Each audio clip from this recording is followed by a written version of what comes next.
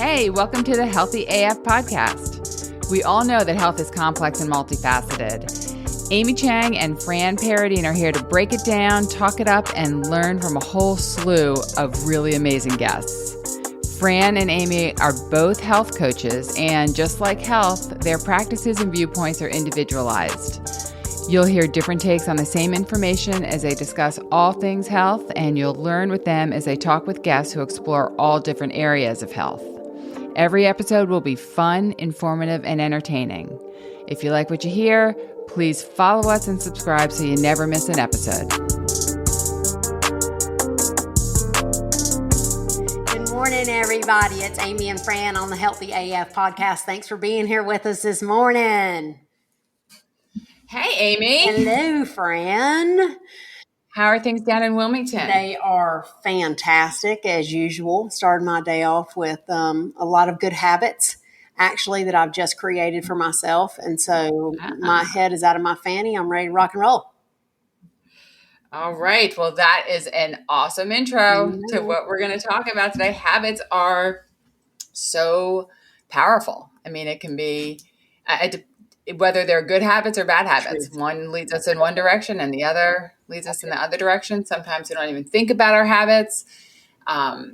Obviously, as health coaches, we work with people often to recognize their habits and align their daily habits with their goals. True. It's funny because I think of habits. So just spoiler alert, we're going to be talking about the book Atomic Habits by James Clear today. I've read mine a couple of years ago. Fran is jumping into hers, and we have so much to say it could take like 14 hours of podcasting. So put your seatbelt in, drive to Idaho, and get ready. But the thing about habits is that they seem like mysterious and unattainable when you're like, oh God, I really want to be one of those people who makes my bed every day, goes to the gym every day, does this every day. And it's challenging sometimes to actually put that into practice, but there really is like some good data, some hard science, and some step-by-step things you can do. I prefer to work with a coach on it. Like, honestly, I was looking through this book, Fran, and I was like, gosh, if everybody would just follow this book, I would not have a job. Oh, I know. Right? I know. And then I was thinking to myself, but I know me, and for my brain, I actually do better with a coach. That's just one of the things I've sucked up and stopped calling it a weakness and started calling it like, hey, Amy, you know you, and you work better when you're working with a coach. So just give it up trying to be different and just do you. But yeah, this is like the path, right? Well, I mean, I think one of the things that happens is, we can try a new habit, we can form a new habit, and we do it for 3 or 4 weeks, and then we don't see the results we want, and then we're like, well, then it's so easy to go back to what we were doing before that got us where we wanted to get out of. Yeah, great. And so, a coach can really help you, not only stick to your goals, but even tweak them. So they're not, I think part of the problem is, part of what this book talks about is that we set the wrong goals, or we set the goals too big, or, it's just, or we make it too easy to fall back on them. He talks a lot about boatloads of good juju. Oh my God, so much good information in it. So it was funny to all of you who are listening. Fran and I were like, what are we going to talk about today? We don't have a guest. It's just the two of us. What do we usually get asked? What would help through the holidays? What would help post-holiday? When are we going to post this podcast? We're having all kinds of conversation, and we decided let's do an Atomic Habits combo. We'll read a few chapters and discuss. And after like the first couple of pages of reviewing my notes and underlined stuff in these pages, I was like, wow, there's no way in hell we can do a couple chapters, because it would be like turning on a fire hose. And no one would benefit from the two of us trying to cram in 3 chapters of gold into a 45-minute to an hour podcast. So before we started the podcast, we were just discussing like, okay, well, how are we going to roll? I kind of think that we just go page by page and pull out those Well, things we've underlined and see where that takes us. yeah. So you actually are a little more organized with me, and you have your sticky notes with your. I just have underlines and exclamation points all over my book. So why don't you pull from that first chapter, pull out something that really spoke to you? Okay, the chapter or the introduction?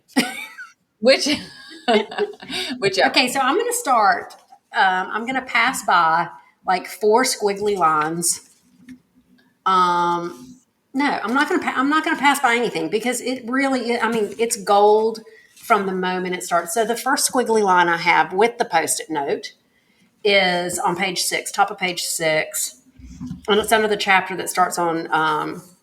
The introduction on page 5, and what he's talking about is going to college as a college athlete, and he's like the on the like last freshman on the team, right? He gets on the team. He's on the reserve squad. He's had an injury through high school. He never thought he would play football or baseball again, and he starts talking about. He says, I wasn't going to be starting on the baseball team anytime soon, so I focused on getting my life in order. While my peers stayed up late and played video games, I built good sleep habits and went to bed early each night. In the messy world of a college dorm, I made a point to keep my room neat and tidy. These improvements were minor, but they gave me a sense of control over my life. Mm-hmm. So I totally underlined, gave me a sense of control over my life. And my sticky note says, making the bed every day. Like making the bed every day was not a thing when I was growing up. It was a thing that my mother wished I would do, but I wasn't doing that. But as an adult, I'll tell you, since this Achilles tear and I've been in my boot, you know what a pain in the butt making your bed is when you're on one foot and a rolly chair?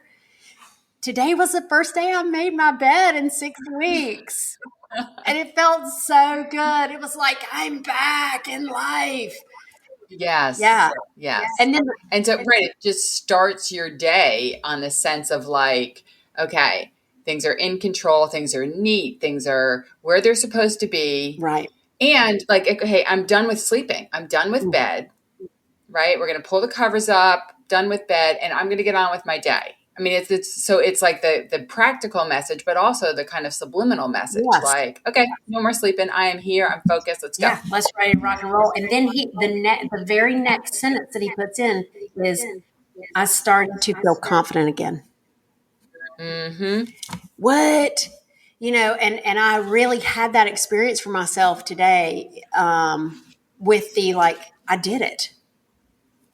I did it. I fit it in my, because I woke up at about 5:30. I had to leave the house at 6:30. And again, on a scooter chair. Yeah. Yeah. I mean, getting the cat fed, getting the teeth brushed, the coffee made, reading my daily devotionals, getting dressed, brushing my teeth. Which are all habits. Like, it's not only making your bed, but those are all all habits you have created because they fit who you want to be, right? So, and that's a lot of what he talks about is have a vision of who you want to be. Yeah. And what elicits that? Like, you might have to try a couple things. Like maybe meditations for you first thing in the morning are not your jam because your brain isn't turned on yet. You're a night owl. Maybe you try it in the morning and you're like, wow, I have some spiritual awakenings in the evenings that I don't have when I read my meditations in the morning. But you got to go through trying something to get there. So like, I know tried and true. When I make my bed, it's like this big girl pulls up them panties and is like, we're rolling. Y'all need to move out the way. Amy Chang is coming to the town. Right. On the scooter. Right. I think what makes a habit sustainable is that you make it as easy as possible, right? But what happened with you when you blew out your Achilles and you're on your rolly chair, it's like the friction that was created between what it was like almost insurmountable. I mean, it sounds like it wasn't. Has been insurmountable. It wasn't worth the energy. Yeah, no. Right? Like at that point, with your leg, you had higher priorities. Making your bed was not worth the energy. And that is actually my next squiggly line. On the bottom of page 6, actually, there's no squiggle line, but there's a Post-it note that says, my back. And it says, we all face challenges in life. Mm-hmm. So, yeah, it's funny because sometimes you have that pattern or that habit of, I make my bed, and you don't even really realize the impact of that subconscious, like how it makes you feel or how it sets your day off on the right foot or left, depending on which one is broken. and then something happens. There's a challenge in place. And it could be anything from small. Like I remember I did one Facebook post on like when the weather turned cold and I was coaching a class in a cold gym in the morning. I didn't want to work out after that because I was freezing. I wanted to get my butt home. So like it could be anything as like a seasonal change to like an injury to like a death in the family, divorce, a job change, a move. Yes. All of those things. So you could be rolling along, doing well, having good habits in place and they get derailed. Yeah. But I think what's fascinating about your habit of making the bed is that it felt so good to get back to it. Like it was such a powerful message to yourself, that I'm back and I'm I'm slowly getting back to where I am competent and I'm able to do the things I was able to do before. Yeah, girl, when I got that last throw pillow on there, I was like, I am a badass. Like, watch out, world. Right. Yeah. That throw pillow is on. Yeah. I know. I've had my share of injuries that were debilitating. And just taking a shower. Yes. Just like these things that you take for granted every day, that when you aren't able to do them, it's not only that I was dirty and stinky, but it like threw off my entire sense of self and worthiness and like all of these capability. Yeah. It throws off your sense of capability and your confidence tanks. And this is, I think, what we're getting to, because I know I saw this. It's on like page 9 or something. It might be in the very first. But anyway, on number 7, page 7, he talks about small wins and tiny breakthroughs. And so my note beside that is actions. Yes. Right?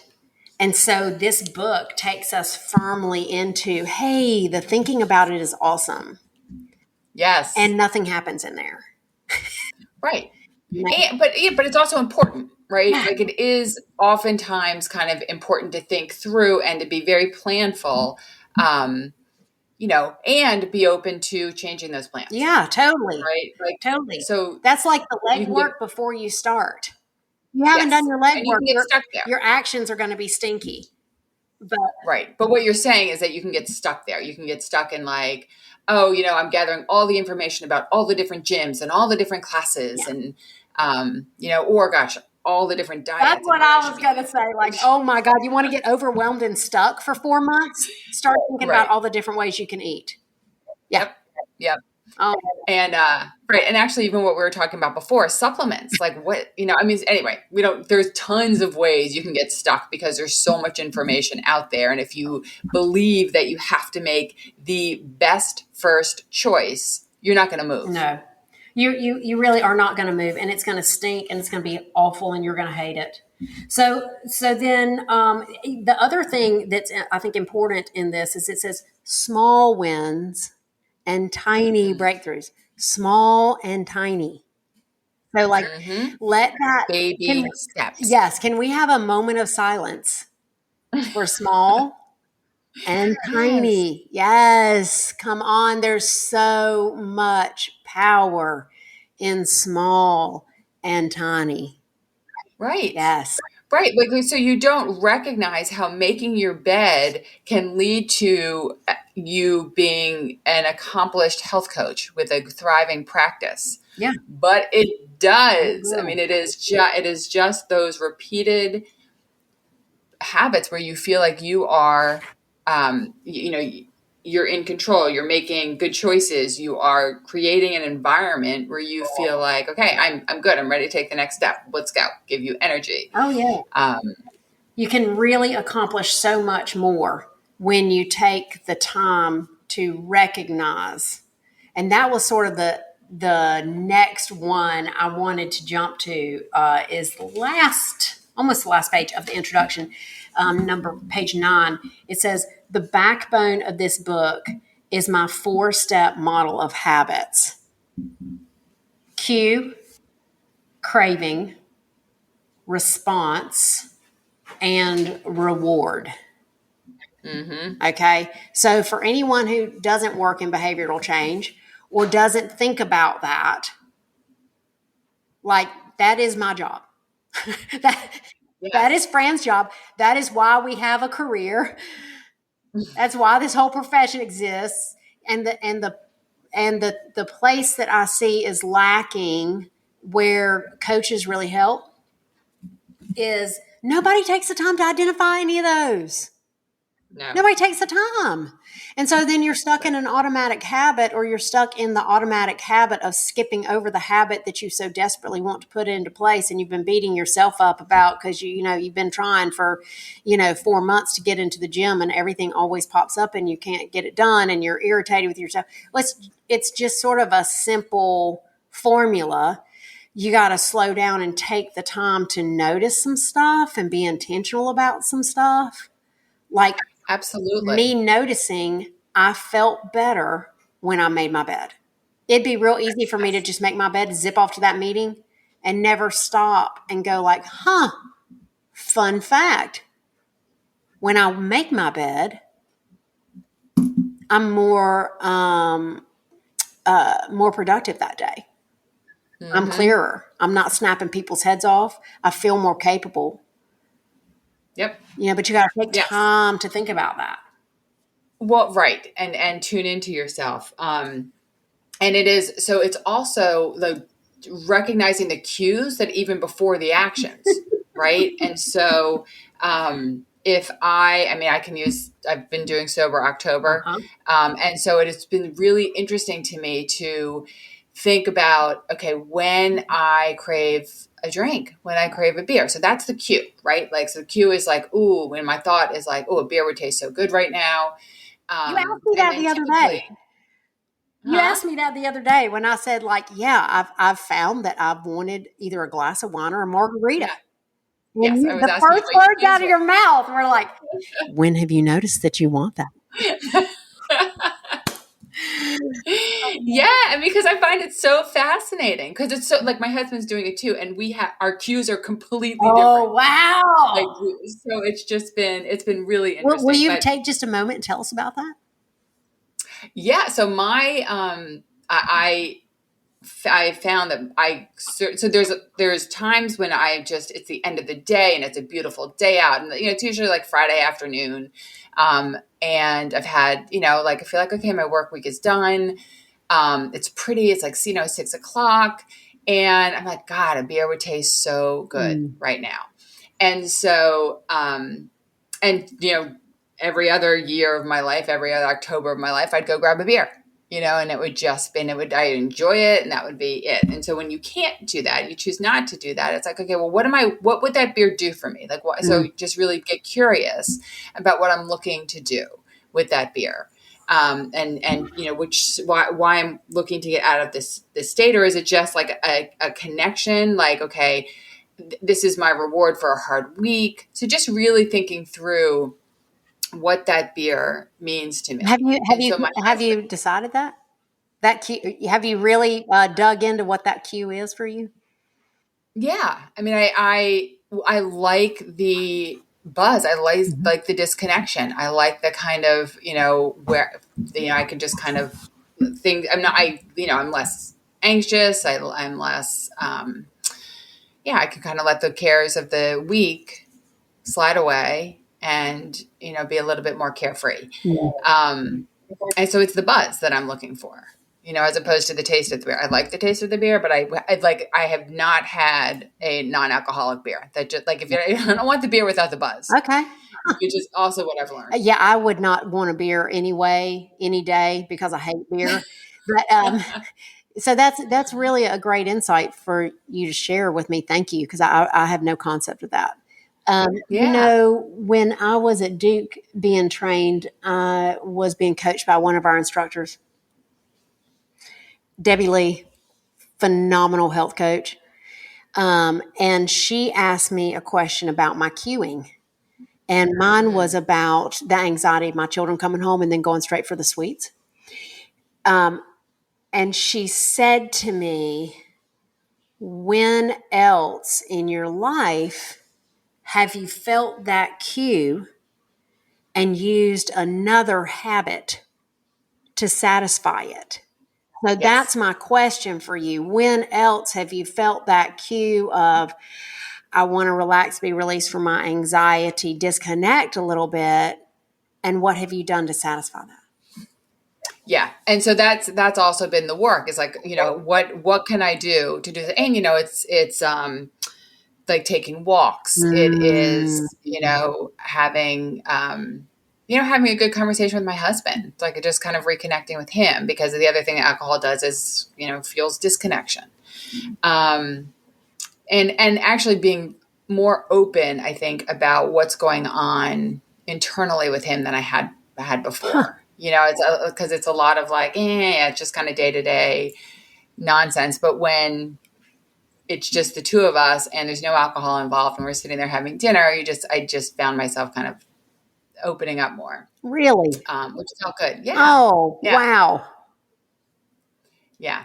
So this, and like I don't drink a lot anyway. So there's certainly times when I'm feeling stressed or I'm feeling anxious that I've found other ways to manage it. Obviously breathing, is important, but taking walks, distracting. I have podcasts I listen to, I have books on tape that I listen to, and kind of disconnecting in that way. Yeah.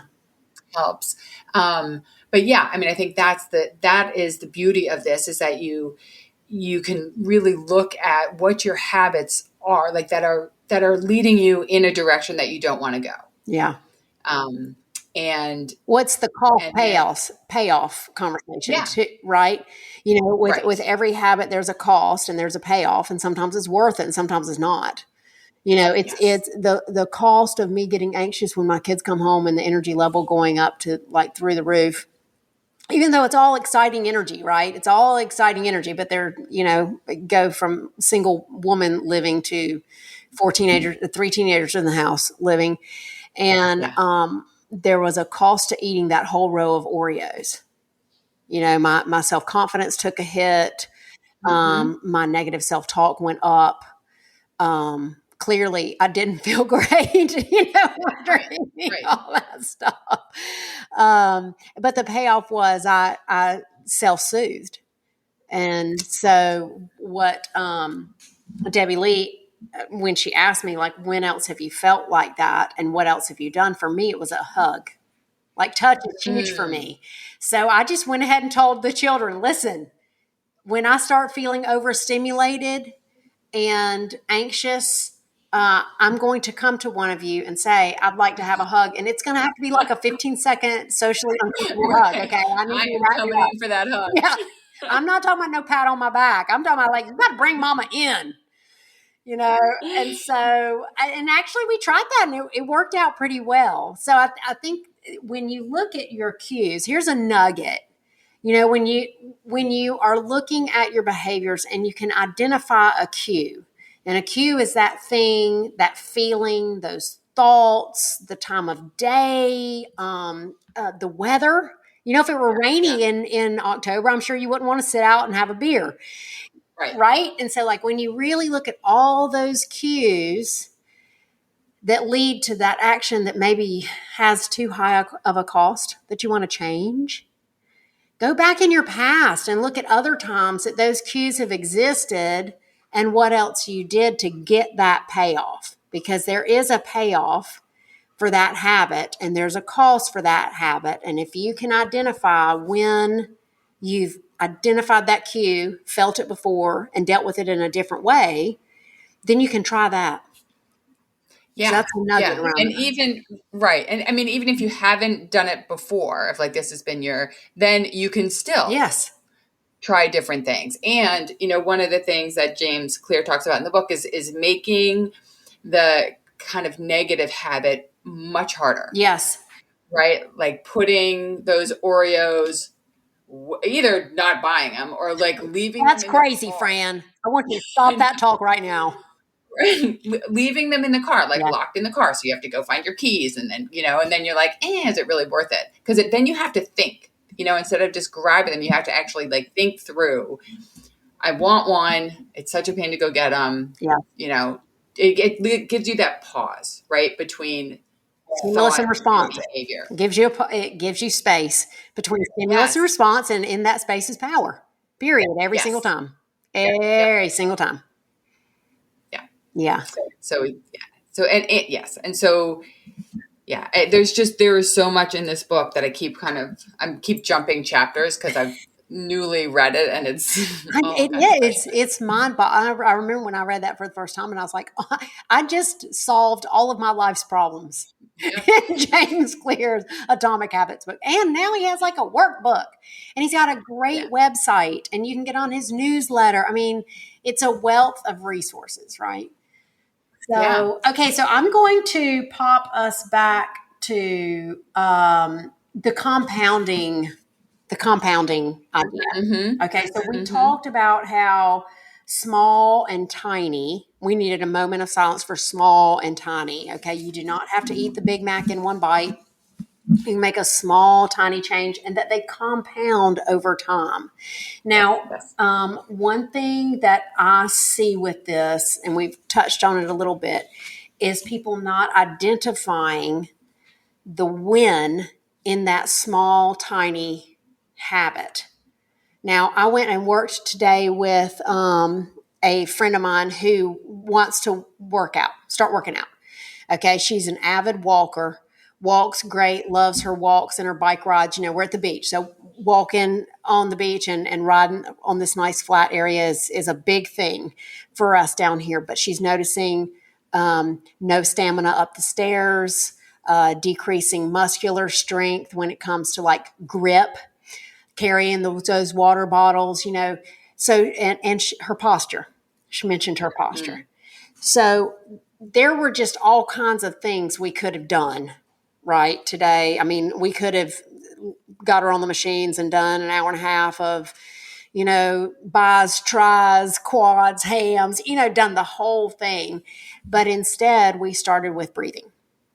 And we laid down on the floor, and we started with that diaphragmatic breathing, finding muscle groups, asking them to fire and hold.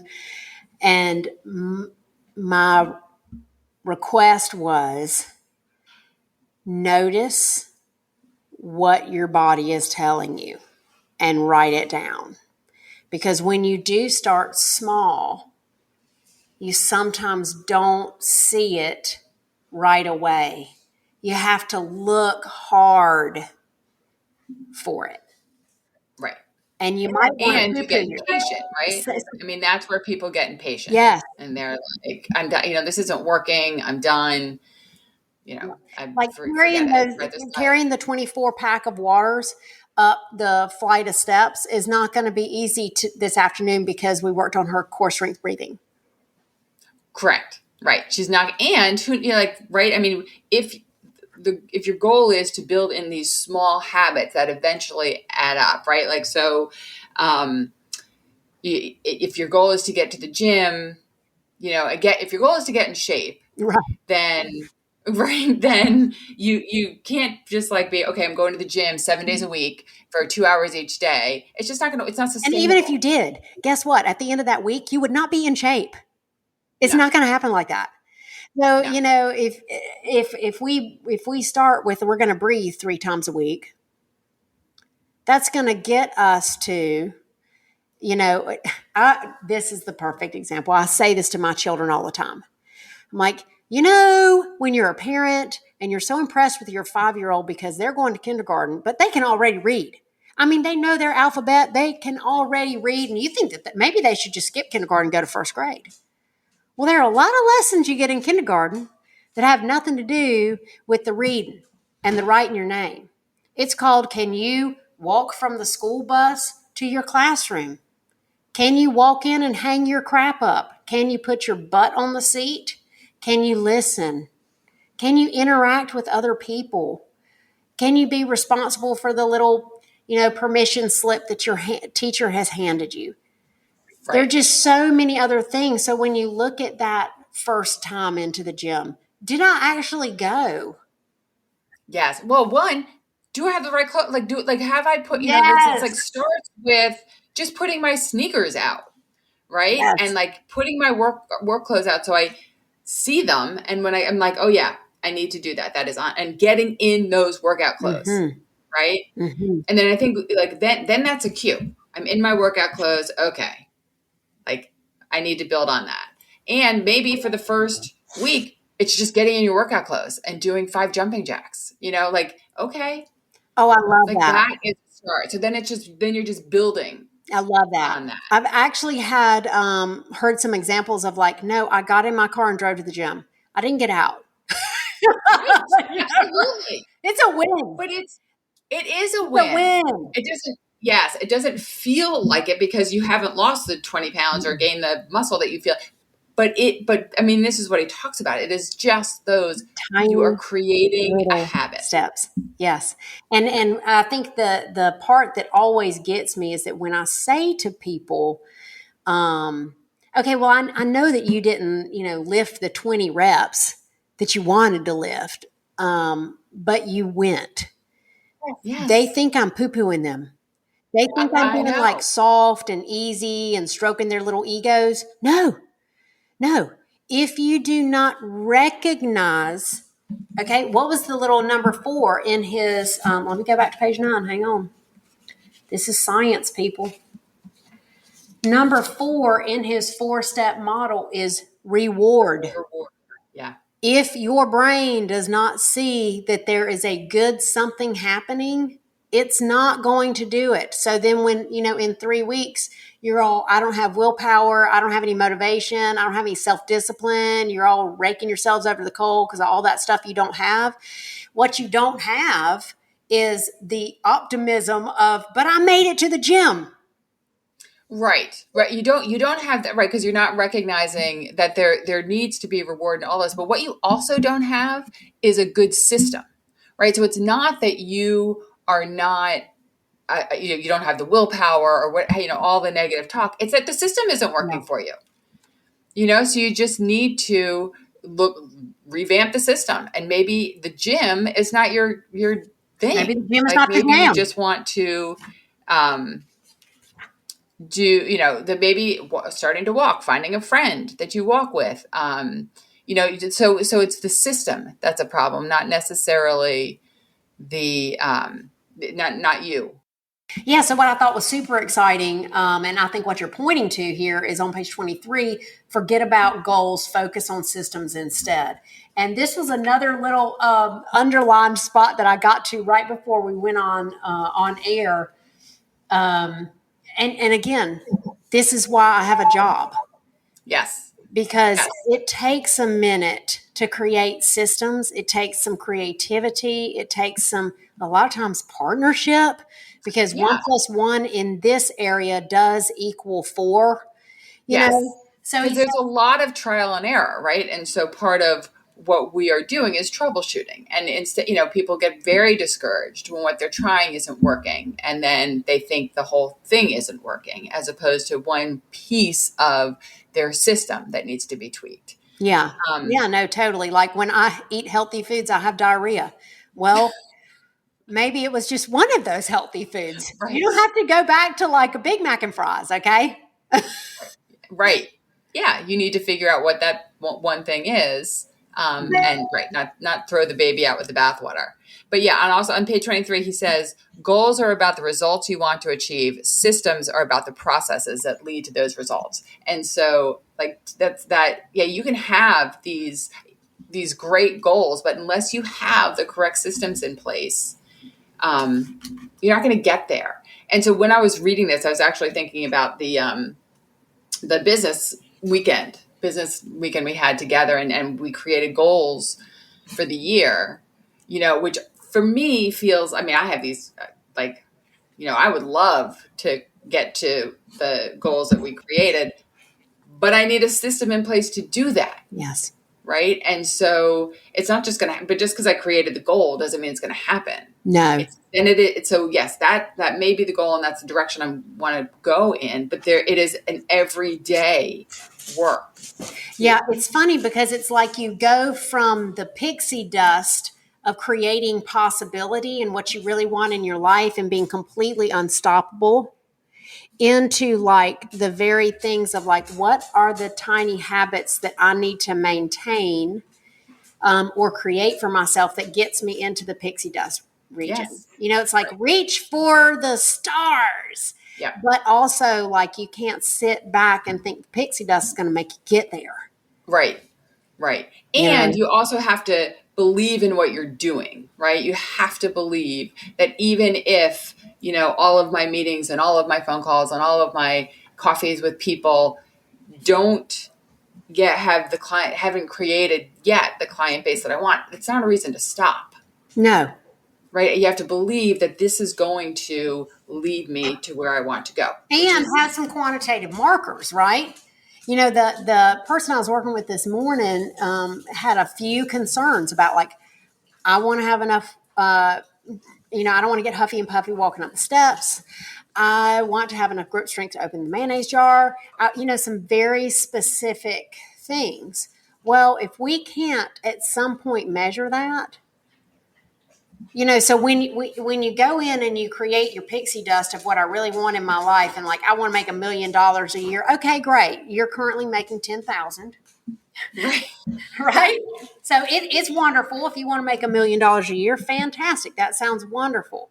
So then if you just say, well, I just know if I go on Facebook and make entertaining, lives every day, that I'm going to get picked up and be monetized and blah, blah, blah. Well, baby doll, if you've done that for 2 years and you're still at 10,000, then you might need to reevaluate. And so it's always important that you set that goal, you put that system in place, and then you have a quantitative spot where consistently you're looking. And that's where I think you can't discount your compounding growth. Because what that looks like is, I want to be a millionaire. I'm making 10,000. You might need to make those lives on Facebook for 5 years. Right. And it may look like nothing for 5 years, but 5 years in 1 month, you might be at $125,000. Right. So he has a name for that. It's breaking through the plateau, or hang on, I saw it right here. Okay, it's Valley of Disappointment. How perfect is that? Right. On page 22, there is the plateau of latent potential. Yes. I absolutely break through that. Yes. Yes, and he's got a line. He says, what you think should happen. And it's this straight upward trajectory at like a 30% angle. And then he's got another line that's curved, and it's got a sag in the bottom, and then it shoots up fast. And he says, this is what actually happens. And it's in this little valley, that little first little bit of time, that it's so hard to be consistent. And that is where I find that if you do not develop your eye for picking up every positive reward of those actions that seemingly are not producing results yet, you will stop in that valley of disappointment. You will give up right there. Yeah. You'll conclude that it's not working and you can't do it and it's not meant to be for you. And I mean, because the other thing is, we are wired to do what's easiest for us. Yeah. Right. And so if you get to the point where you're like, oh God, this is so much work and it's clearly not getting me where I want to go, then, you go back to scrolling on Facebook and looking for a new thing, looking for a different, this diet didn't work. Yes. I've done it for 2 days. I'm going to try something else. Yeah. And oh my gosh, all these people are losing weight by doing this one thing. That's what I need to do, and it'll be easy. And all I have to do is take this pill, or all I have There's to do. like a bazillion examples that I've lived through and coached people through. Like, you've had chronic back pain for 10 years. You go to one massage. Right. Yeah. Right. Right. Yeah. You did physical therapy one day. Didn't fix it. So that doesn't work. Yeah, so I'm not going to go back there again because that massage therapist didn't know what she was doing. Well, you know what, boo-boo? You had a chronic issue for 10 years. It's not going to be solved in 60 minutes. Right. So, and I have to say that to myself. I I was just looking at myself this weekend and I was like, wow, I want to be perfect all the time. I recently picked up salsa dancing lessons when I moved down here. Shout out Wilmington Latin dance. Did I not tell you that? You did tell me that. Oh yeah, I love it. So of course, true to form, I am like always on the front row, like right behind the instructor because I'm gunning. Right. And I'm watching her, and her name is Summer, and the way her arms move is so beautiful. It's like watching art living there in front of you. And so I'm behind her and I'm trying to make my arms do what her arms do. And it was like the weirdest robot arms you've ever seen in your life. Right. And I started cracking up. It was my third class. Okay. Right. And I'm trying to look like this person who has done it for, I don't know how many decades. Yes. And that's a perfect example because that's when a lot of people are like, I can't do this. I'm not meant for salsa dancing. Yeah. And I will say, like, there was a twinge before I started laughing hysterically at myself. There was a twinge of, why don't I, it was a little twinge of negativity there. Yes. Yeah. And so, right. And, but then, some of the things you can think is like, but I'm here and I'm moving my body in a different way and I'm meeting new people and I'm having fun. I'm showing up. I enjoy this music.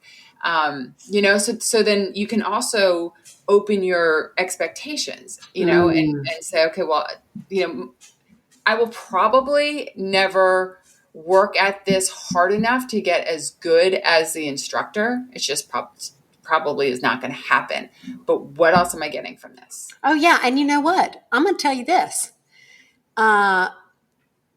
Just the fact that I could focus on my arm movement meant my feet were knowing what to do. Ah. Yeah. So if it were me, I would have stopped moving and then just my feet would have been like, wait a minute, you forgot about us down here. Yeah. So like there are so many things that I can pick out as positives. And if I do that, that valley of disappointment doesn't feel quite so heavy. Right. And I don't lose my motivation. And I don't, it's like in that the Dumb and Dumber movie where Jim Carrey says to her, like, something, is there a chance? And she was like, it's like 1 in a million. And he's like, yes. Yeah. Chance. It's like you really do have to believe that those actions you're taking are going to lead you through. And you also need to be reasonable about setting your quantitative goals. Yes. So that you don't keep doing the same exact thing over and over and over again and it not be something that's going to bring that result. Right. And another thing you can do is set different goals each time, right? Like, okay, next time I go to the salsa, I'm going to meet a new person. Like, has nothing to do with the dance. Or next time I go, I'm going to really focus on, how, like, my right shoulder looks weird. I'm going to really focus on that. That's going to be my goal. So then you have wins along the way. Oh, I love that. Yes. What I have found is what's been super handy and quick and easy. So here's a nugget. I'll have clients who are like, I want to lose 25 pounds. Okay, great. But they've had smaller in between, almost like events. Like, yeah, but I got a beach vacation coming up in 2 weeks. So if I could just take off 3 pounds between now and that beach vacation and then hold it that week, that's the whole reason I compete at CrossFit. Every year CrossFit does the open and they encourage everybody to do the open. And I've got a lot of athletes who will say, like, I just started like 6 months ago. I am not the beast that they see at the CrossFit Games. That's not the point. The point is you up your game just a little bit. You increase your standards just a little bit. You push a little bit harder so that you have a new goal to look at. Right. Like my goal is to make it through this workout. I don't care if it Right. takes me 8 hours. My goal is to be able to do this movement that I've not tried before, not even tried before. Right. So yeah, those little places where you can sort of measure, and get the win. Because if you're Right. not having wins, and if you're not recognizing yourself for your wins, you're also not going to have any motivation. Right. No. And I think the one of the things that can really discourage us, and this is an entire another podcast, is comparison. Oh, word up. Right. Yeah, right. So we look at the people on Facebook, we look at all the Instagram posts, we look at the people next to us at the gym.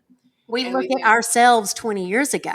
We look at We look at ourselves before the back injury. We Right. look at ourselves before the kids came. Yes. It's bull stinky poop poop, and I have lived it. It was so hard for me to go back in that CrossFit gym, not lifting anything up and dealing with my back. Side note: I'm so glad that that's healed up. Took forever, but I'm glad it's done. And I've dealt with that with clients. I think that is almost harder than I've just started. I'm 45 and I'm trying to compete with that 23-year-old right there. Yeah. Yeah. I think it's almost harder. I don't know. Who cares? It doesn't matter if it's harder or not. Both are hard when Right. you're also thinking about, but when I was 23, I could have done that. Yes. Well, it doesn't matter because you're not 23 anymore, poo-poo. No. But right. And if you're thinking like that, that is then bringing up all sorts of things, They're not good enough. All of that. All those existential crises that we eventually hit. But yeah, so there is so much to talk about in this book, Amy. It was a tip of the iceberg. It really is the tip. So let me see. How many pages does this sucker have in it? Those are the notes. Acknowledgments okay, let me get to because I'm not going to read. Okay, well, he has how to apply these ideas to parenting, how to apply these ideas to business. So the last numbered page is 264. And we just went skimmingly through 23. Yeah. And there's so much, there's so much in there. And so if anybody this is a great book for everybody. Their chapters are short. They've got summaries at the end of the chapter. I mean, he makes it super, super simple. Do you know that this resource was the very first resource I put on the very first newsletter I ever did? Oh, yeah? Oh, gosh. Yes. It's a kind of book that you just need to revisit all the time. Yeah. And I find too that just like the lyrics to a song mean something different when you hear it in different seasons. That's what this book has been to me, sort of a resource. I mean, I really think you could go back and just like read a chapter in January, make some stuff up, read a chapter in February, make some stuff up. It's such a good life-giving resource. Absolutely. Absolutely. And so it will all be in the notes for the podcast, so everybody can see the link to that and get the book. It's also on. He reads it, so you can listen to it. And there's workbooks. There's all sorts of things. So that will all be listed. So, friend, what are you taking away from this conversation today? Because this has been all over the place. Yeah, well, it has been all over the place, but it's also been, I feel like the main piece that we are trying to get across is that change is really hard. To make significant changes is hard, and you don't see what the value of the changes until years ago. So what we know is that if we don't change anything, we're going to be the same place we are a year from now. Right? But if you make one small change, you are going to be in a different place a year from now than you are today. Yeah. And so to me, that's the power of this. Like, when I feel stuck, I mean, there have been plenty of times in my life where I've just felt stuck. And it is just reaching out to one person who gives me one good idea that I implement. And then things start to change, right? Because I'm doing something different. Yeah. And until we can do something different personally, we're not going to get a different result. That's the truth. I think what I am taking is, it's like going to Broadway and watching the play. but not understanding all the things going on behind the stage. You know, it's when people get into when I get into self beat up mode, why can't I just eat vegetables on the daily? It's like I forget all the workings behind the scene that James Clear lays out so beautifully in Atomic Habits. I just want the production. Right. Without recognizing that there's a whole, there's a whole world back there. Work and people working to get all the systems that went into place in the background. Yeah, it has nothing to do with how smart I am or how driven I am or how whatever I am, and everything to do with what systems I'm putting in place. And the choices you're making every day. Yeah. Yep. All right, everyone. If you have liked this, enjoyed it, then give us a like, share it, leave a comment or a question. We are always happy to engage with you. And we've really enjoyed this. I would imagine we will revisit this topic once or twice in our future. Yeah, me too. It's been fun. I'm lit up. I'm ready to go create. Just conquer the world today. I've made my bed. All bets are off. There you go. It's a great start. All right. Good to see you, Amy. Yep. Take care, Franny. Bye.